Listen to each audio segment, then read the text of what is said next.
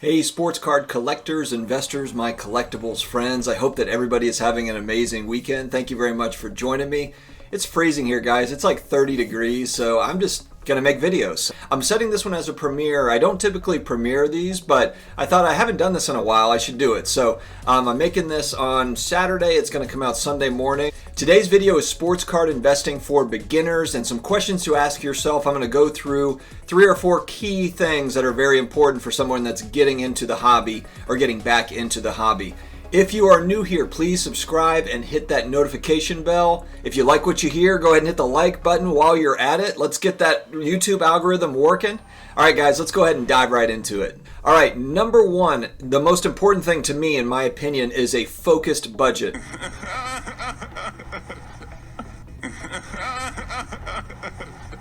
And notice how I say not a fixed budget or whatever. I think that you can have some adaptability to your budget as you go, but the main thing is really critical is a focused budget and just figuring out exactly kind of where your money is going. There is so much inventory out there, so many different cards, that a very focused budget from the start really helps. Key things to ask yourself: are you looking to do quick flipping in order to make new purchases, or are you just looking to put money, buy and hold, put money in and buy and hold as you go? That's very, very important, because if you're counting on sales to then buy new cards with, you have to be very strategic about it. Questions to figure out: which sport are you going to be buying and selling? Which sets? Which players? Are you going to be buying rookie cards? Are you going to be buying rare insert cards, graded, raw cards, ungraded cards, or same thing as a raw card? Are you going to be buying raw cards to then send them off to get graded? Which companies are you going to use?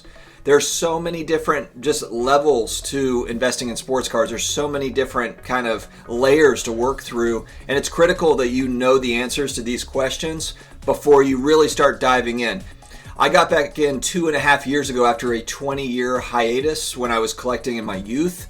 And, I can tell you the first cards I went for were ones that kind of eluded me, when I was younger. And that's, Joe Montana rookie card and a PSA 8. It was a Jim Brown rookie card PSA 3, an 87 Fleer Michael Jordan BGS 8. So I first kind of dabbled and kind of dinked and dunked with some things that I just wanted. But again, you have to know, that's kind of more of the collector side of me. Those ended up being great buys because they're popular Hall of Fame players. But I didn't necessarily. I think it's okay if you're coming in with, for your first few purchases, just to kind of get your feet wet, go with the cards that you've been wanting, that were kind of eluding you, for your first couple, just to get a feel for buying. Once you have the answers to these questions, then you can really research, okay, which players do I like? And based on which players, all right, which sets, which cards are important for that player? Cardboardconnection.com is a great resource for this when you're trying to figure out kind of which sets, go with which players. The Cardboardconnection.com is an excellent resource to get a bunch of data on past sets and kind of figure out, checklists and different things like that. It's very popular to collect, to buy and sell rookie cards of players, but you don't necessarily have to buy rookie cards. Are you buying modern cards or vintage cards? Because if you're buying vintage cards, older cards, if it's a popular player, maybe you're looking at Jerry West for basketball cards, let's just say. His rookie cards are very expensive, but Lakers fans and Jerry West fans also want second-year Jerry West cards. They want fourth-year Jerry West cards. So, it really just depends. And whether you're buying modern, vintage, that's going to matter when making these decisions. Do you want to participate in box breaks? Box breaks are more for fun. It's more for entertainment. There is some strategy that you can utilize to kind of better your odds for box breaks. But for the most part, I think that if you're someone that's just getting into the hobby and you want to see, you want to open packs and you like that action, there's a lot of great YouTube channels that do a lot of box breaks. And you can watch them, and they're exciting, and it's an adrenaline rush. So if that's kind of the part of the hobby that you want to focus on, that's perfectly fine. But as far as investing goes, it's very risky to go that route. You could pull that $50,000 Zion, that extremely rare Zion rookie card, or you could get nothing for your money. Whereas if you're buying and selling singles, you're getting something for your money, and then you're able to do something with it. So certainly another fun part of the hobby, but just know what you're getting into if you're going to get involved in box breaks. It's definitely more risky for sure. Which platforms are you going to be buying and selling on? The big ones are eBay, which is really the biggest one, ComC, Star Stock. You could go to on social media accounts. There's a lot of sales that happen on IG, on Facebook, on Twitter.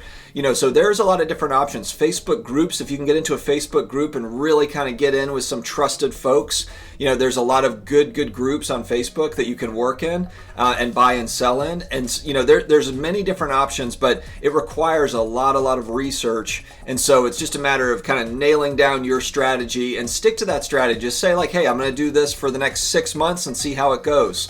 If you are going to be buying raw cards with an effort to grade them and resell them, that is certainly a popular strategy and can be a very, very profitable one. But you also have to really know what you're doing as far as really looking at cards and being able to figure out to a certain degree how well they will grade. Obviously, you're not going to know till you get the card back, but have a general idea of being able to do it. And there are services out there to help with that. There's, and if you want to do it yourself, there's magnifying glasses. There's different, products on the market to help with that as well. But figure out if that's going to be your play, or if you're going to buy graded cards, resell graded cards. There's a lot of different ways to do it.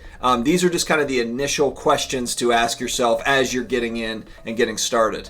Guys, I hope this quick little kind of starter conversation was helpful to you. If you do have any questions, feel free to reach out to me directly. I do have my email address in the video description. And also I've got more than 350 videos on the channel at this point. There's also some other great channels as well out there. Make sure to do tons and tons of research. It's really the process that's a lot of fun.